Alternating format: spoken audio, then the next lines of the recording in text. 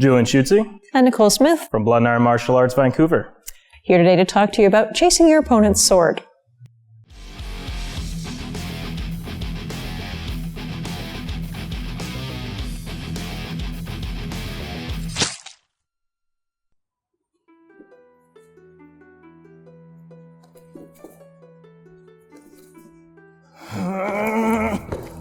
There are many elements that might lead you to start chasing your opponent's sword. These situations aren't a good thing. In fact, if you're chasing your opponent's sword, you're not threatening them. In fact, you're behind in the initiative, and that's not a good thing. One of the more common situations you'll see chasing the sword is when you screw up and go for a desperation parry. So here's an example. I'm going to throw a cut at Nicole's head, but I'm going to be way too overcommitted with my footwork, and she's going to throw a real fast counter.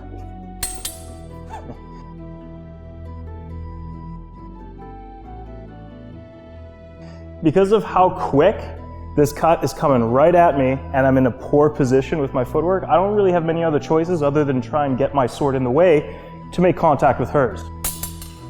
And because he's not really presenting me a threat, all I need to do is go around it. Another example of this is when dealing with multiple attacks. If you roll to good card positions like your oxes or your plows, you always threaten some kind of counter.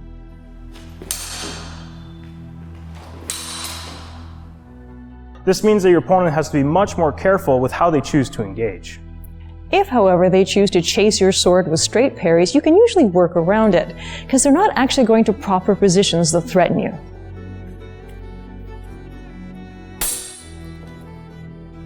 There are, of course, exceptions. When barring or binding, you are seeking to gain control of your opponent's weapon. The difference here is that you're cutting across the line which intercepts their weapon, as opposed to actively reaching out for it.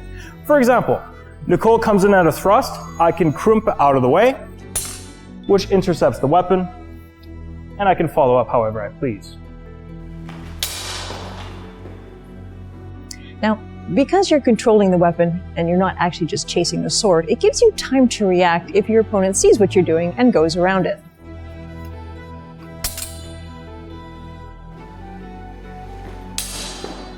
It's worth noting that very often, when chasing another person's weapon, it comes from a place of desperation, so your mechanics might be suffering.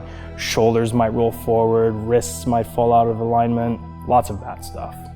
Now, it's not like we've never been in a bad place. Heck, we've all had to panic parry at some point or another. But the trick is to try and keep your composure and regain your structure as quickly as possible to get into a better position.